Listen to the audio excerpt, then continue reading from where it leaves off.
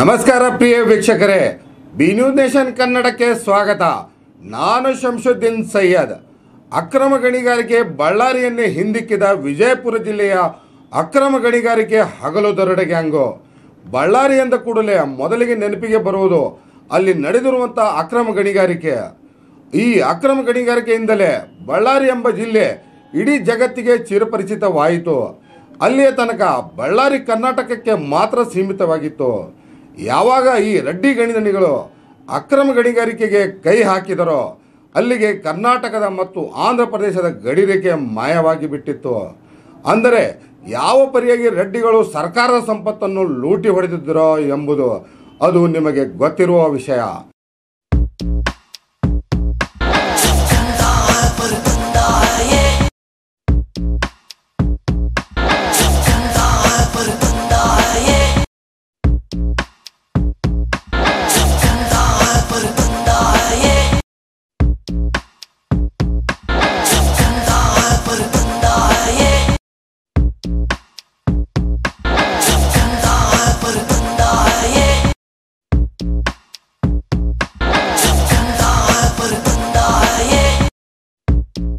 ಆದರೆ ಸದ್ಯಕ್ಕೆ ನಾವು ತೋರಿಸುತ್ತಿರುವ ಸುದ್ದಿ ಅದಕ್ಕಿಂತ ಹೆಚ್ಚು ಖತರ್ನಾಕ್ ಆಗಿದೆ.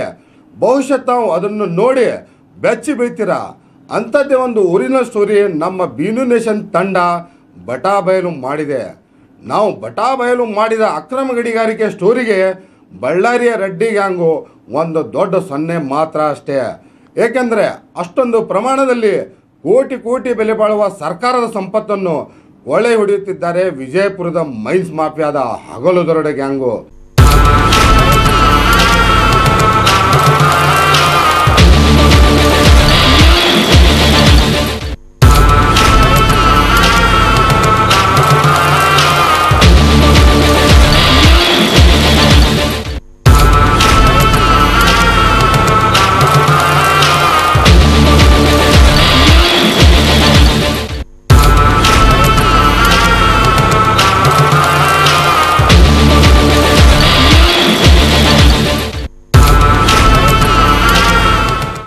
ಈ ಲೂಟಿ ಗ್ಯಾಂಗು ಸುಮಾರು 16 ವರ್ಷಗಳಿಂದ ಸೈಲೆಂಟ್ ಆಗಿ ಸರ್ಕಾರದ ತಿಜೋರಿಗೆ ರಂಧ್ರ ಕೊರೆದು ಕೋಟಿ ಕೋಟಿ ಕಣ್ಣು ಹಾಕುತ್ತಲೇ ಹೊರಟಿದ್ದಾರೆ.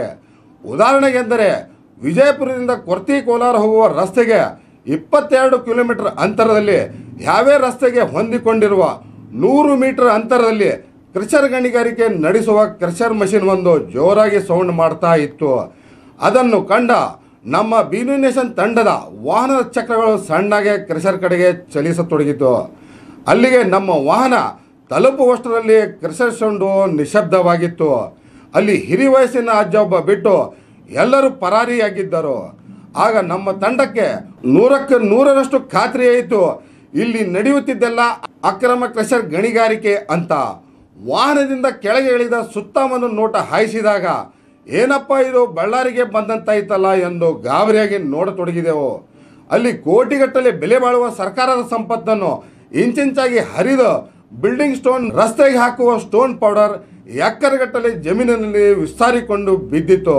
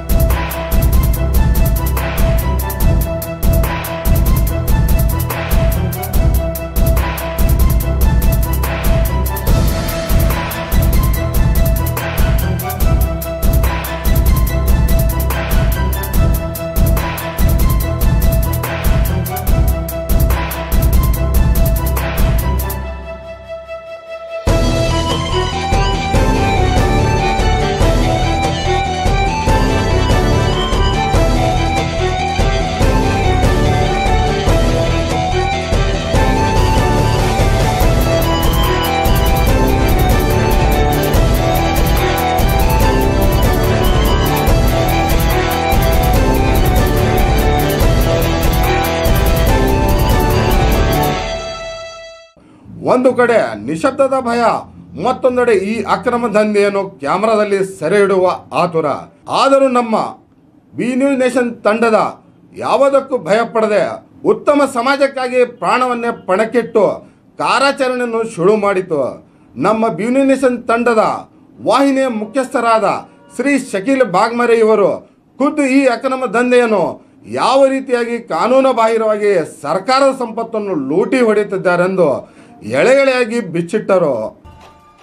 इस वक्त हम बीजापुर से 22 किलोमीटर के दूर पर आए हैं, जहां पर मुलवाड़ एक देहात है। इस देहात में हमें बताया गया था कि यहां पर गैर कानूनी तौर पर स्टोन के क्रेशर मौजूद हैं, जो किसी भी तरह से सरकारी मान्यता नहीं ली गई है।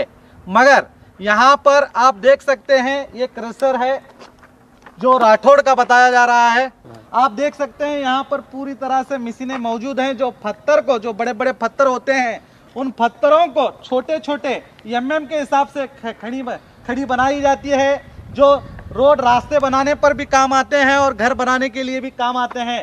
मगर मैं आपको बता दूं, आप उस तरफ कैमरामैन अगर कुछ देखिए, उस तरफ आप देख सकते हैं कितनी खड़ी निकाली गई है। पत्थरों को फोड़कर यहाँ पर स्टोन, छोटे छोटे स्टोन जो निकाले हैं, जो एमएम के तौर पर मौजूद हैं। ये लाखों करोड़ों का माल इस खनी से निकाला जा रहा है, बल्कि ये गैर कानूनी तौर पर खनी बनाई गई है। इस खनी में गैर कानूनी तौर पर खजाना निकाला जा रहा है, जो सरकारी खजाना है। लेकिन यहाँ पर देखने से हमें पता चलता है कि सरकारी अधिकारी भी इसमें पूरी तरह मिले हुए हैं। इसीलिए ये लाखों का, करोड़ों का घोटाला यहाँ पर चल रहा है। आप अपने आंखों से देख सकते हैं। मैं कैमरामैन से कहूँगा कि उस तरफ दिखाएं, वहाँ पर खनी है, वहाँ पर लाखों करोड़ों का माल निकाला जा चुका है।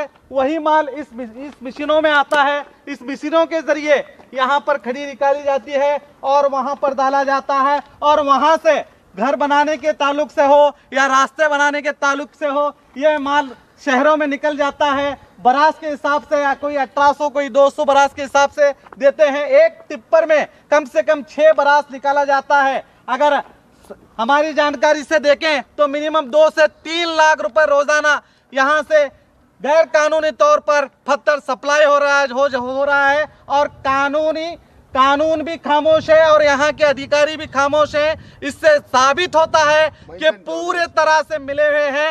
माइंस एंड ज्वेलर्स जो अधिकारी हैं वो पूरी तरह से इनसे मिले हुए हैं। इसकी पुष्टि होती है यहाँ पर पहुँचने पर। यहाँ पर कोई मालक सामने आने को तैयार नहीं। ये लाखों का माल लूट रहे हैं सरकार को इसका टैक्स भी नहीं जाता है, रॉयल्टी भी नहीं पहुँचती है। इससे आप अंदाजा लगा सकते हैं कि यहाँ पर पूरी तरह से गैर कानूनी तौर पर ये क्रशर यहाँ पर मौजूद है। कई सालों से यहाँ पर खजाना, जो पत्थर का खजाना ही कहिए, एक तरह से ये गोल्ड स्मगलिंग का ही मामला हो सकता है, क्योंकि रोजाना 2-3 लाख रुपए की इनकम, आप अंदाजा लगाइए, 2-3 लाख रुपए रोजाना यहाँ से निकाले जाते हैं। क्या सरकार को किसी भी तरह की रॉयल्टी नहीं जाती है? इससे सीधे साबित होता है कि पूरा डिपार्टमेंट इन लोगों से हाथ मिला चुका है और पूरा डिपार्टमेंट मिलकर ये धंधा कर रहे हैं। मैं यहाँ तक ये भी कहूँगा कि नेताओं का भी हाथ इसमें है।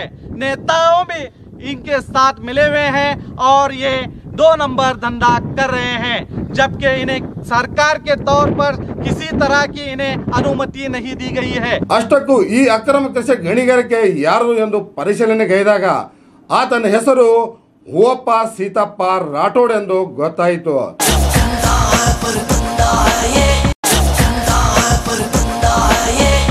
ಈ ಹಗಲು ದರೋಡೆಕೋರ ಹೂವಪ್ಪ ಸೀತಪ್ಪ ರಾಠೋಡ್ ಕಳೆದ 2-3 ವರ್ಷಗಳಿಂದ ಬರೇ ಬಿ ಫಾರ್ಮ್ ಪಡೆದು ಹೆಸರನ್ನು ನೋಂದಾಯಿಸಿ ಸಿ ಫಾರ್ಮ್ ಅನ್ನು ಪಡೆಯದೆ ಅನಧಿಕೃತವಾಗಿ ಕೋಟಿ ರೂಪಾಯಿಗಳು ಕಮಾಯಿಸುವಲ್ಲಿ ತೊಡಗಿದ್ದಾನೆ.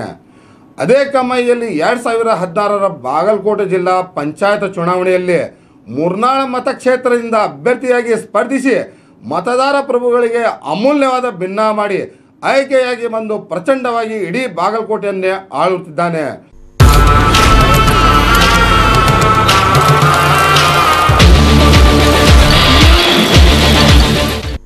ರಸ್ತೆಗೊಂದು ಪೆಟ್ರೋಲ್ ಪಂಪ್, ಊರಿಗೊಂದು ಲಾಡ್ಜಿಂಗ್, ಹೀಗೆ ಹಲವಾರು ದಂಧೆಗಳನ್ನು ಹುಟ್ಟಿಸಿಕೊಂಡಿದ್ದಾನೆ. ಇಂಥ ಅಕ್ರಮ ದಂಧೆಗೆ ಕಡಿವಾಣ ಹಾಕಬೇಕಾದ ಗಣಿ ಮತ್ತು ಭೂ ವಿಜ್ಞಾನ ಇಲಾಖೆಯ ಅಧಿಕಾರಿಯೇ ಇಂಗತಿಂದ ಮಂಗನಂತೆ ಮಕಾಡೆ ಮಲಗಿದ್ದಾನೆ. ಅಂದ ಹಾಗೆ ಆ ಮಂಗನಂತೆ ಇರುವ ಗಣಿ ಮತ್ತು ಭೂ ವಿಜ್ಞಾನಿ ಅಧಿಕಾರಿಯ ಹೆಸರು ಜಿ ಮೋಹನ್.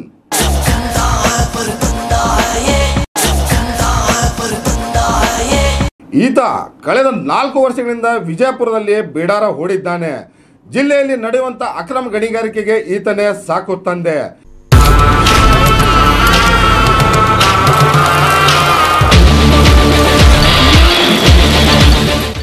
ಈತ ಕುಣಿಸಿದ ಹಾಗೆ ಕುಣಿಯುತ್ತಿದೆ ಜಿಲ್ಲಾ ಆಡಳಿತ.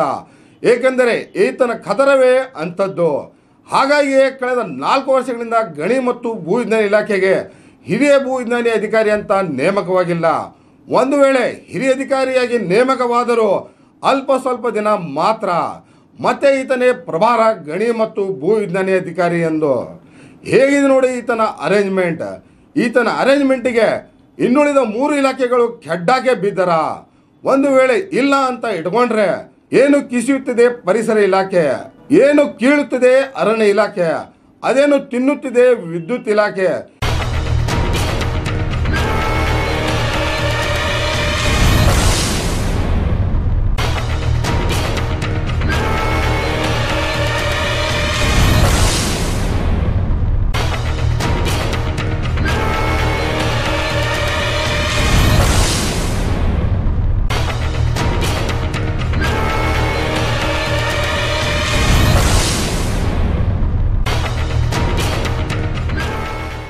ಈ 3 ಇಲಾಖೆ ಅಧಿಕಾರಿಗಳಿಗೆ ಸ್ವಲ್ಪ ಆದರೂ ಮಾನ ಮರ್ಯಾದೆ ಇದ್ದರೆ ಮೊದಲು ಅಧಿಕೃತವಾಗಿ ನಡೆಯುತ್ತಿರುವ ಕ್ರಷರ್ ಮಾಲೀಕನಾದ ಹೂವಪ್ಪ ರಾಠೋಡನ ವಿರುದ್ಧ ಕ್ರಮ ಕೈಗೊಂಡು ಈ ಬ್ರಹ್ಮಾಂಡ ಭ್ರಷ್ಟ ಮೋಹನ ಜೊತೆ ಎಂಜಲ ಕಾಸಿಗೆ ಬಾಯಿ ಚಾಚಿಲ್ಲ ಎಂಬುದು ಸಾಬೀತುಪಡಿಸುವ ಧೈರ್ಯ ಮಾಡಬೇಕು.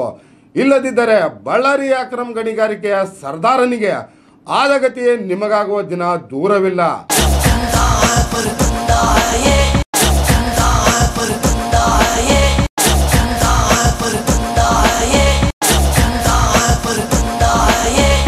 ನಿರಂತರ ಸುದ್ದಿಗಾಗಿ ನೋಡ್ತಾ ಇರಿ ಬಿ ನ್ಯೂಸ್ ಕನ್ನಡ.